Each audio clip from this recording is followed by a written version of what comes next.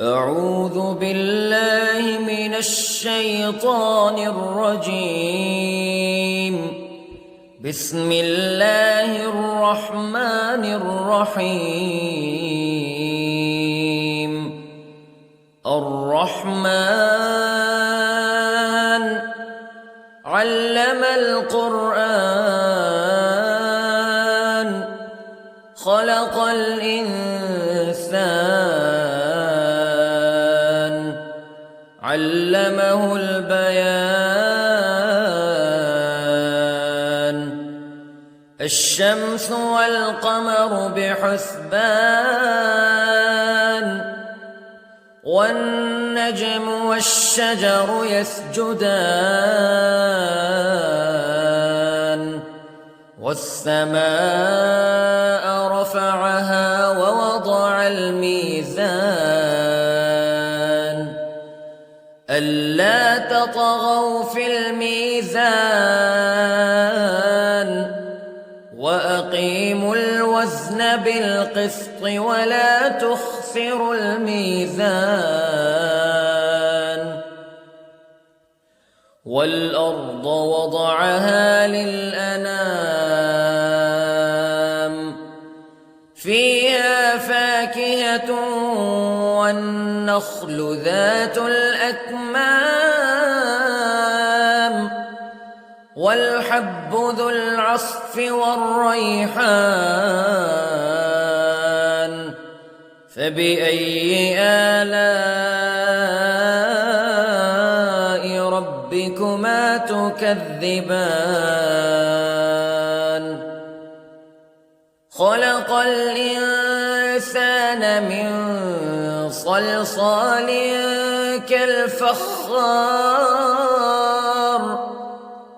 وخلق الجان من مارج من نار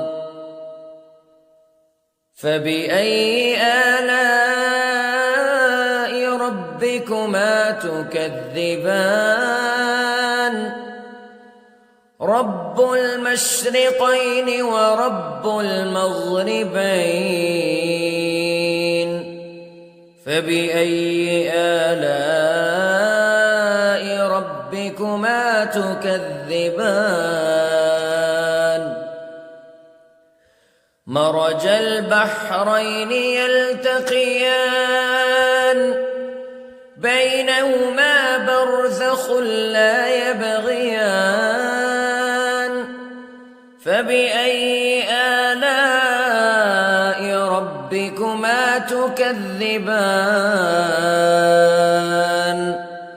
يخرج منهما اللؤلؤ والمرجان فبأي آلاء ربكما تكذبان. وله الجوار المنشآت في البحر كالأعلام فبأي آلاء ربكما تكذبان. كل من عليها فان ويبقى وجه ربك ذو الجلال والإكرام فبأي آلاء ربكما تكذبان. يسأله من في السماوات والأرض كل يوم هو في شأن فبأي آلاء ربكما تكذبان. سنفرغ لكم أيها الثقلان فبأي آلاء ربكما تكذبان.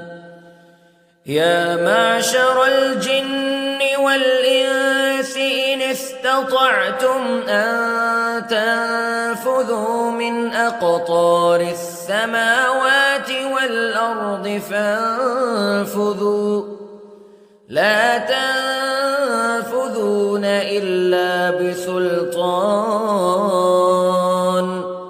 فبأي آلاء ربكما تكذبان يرسل عليكما شواظ من نار ونحاس فلا تنتصران فبأي آلاء ربكما تكذبان فإذا انشقت السماء فكانت وردة كالدهان فبأي آلاء ربكما تكذبان فيومئذ لا يسأل عن ذنبه إنس ولا جان فبأي آلاء ربكما تكذبان يعرف المجرمون بسيماهم فيؤخذ بالنواصي والأقدام فبأي آلاء ربكما تكذبان هذه جهنم التي يكذب بها المجرمون يطوفون بينها وبين حميم آن فبأي آلاء ربكما تكذبان ولمن خاف مقام ربه جنتان فبأي آلاء ربكما تكذبان ذواتا أفنان فبأي آلاء ربكما تكذبان فيهما عينان تجريان فبأي آلاء ربكما تكذبان فيهما من كل فاكهة زوجان فبأي آلاء ربكما تكذبان متكئين على فرش بطائنها من استبرق وجنى الجنتين دان فبأي آلاء ربكما تكذبان فيهن قاصرات الطرف لم يطمثهن إنس قبلهم ولا جان فبأي آلاء ربكما تكذبان كأنهن الياقوت والمرجان فبأي آلاء ربكما تكذبان هل جزاء الإحسان إلا الإحسان فبأي آلاء ربكما تكذبان ومن دونهما جنتان فبأي آلاء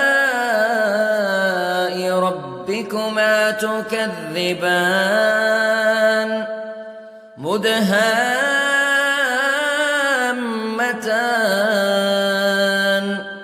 فبأي آلاء ربكما تكذبان فيهما عينان نضاختان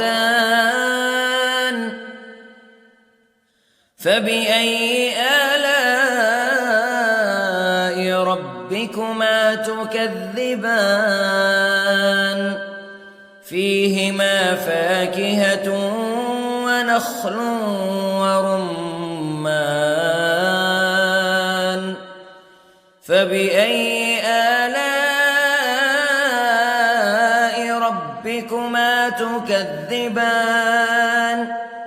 فيهن خيرات حسان فبأي آلاء ربكما تكذبان حور مقصورات في الخيام فبأي آلاء ربكما تكذبان لم يطمثهن إنس قبلهم ولا جان فبأي آلاء ربكما تكذبان متكئين على رفرف خضر وعبقري حسان فبأي آلاء ربكما تكذبان تبارك اسم ربك ذي الجلال والإكرام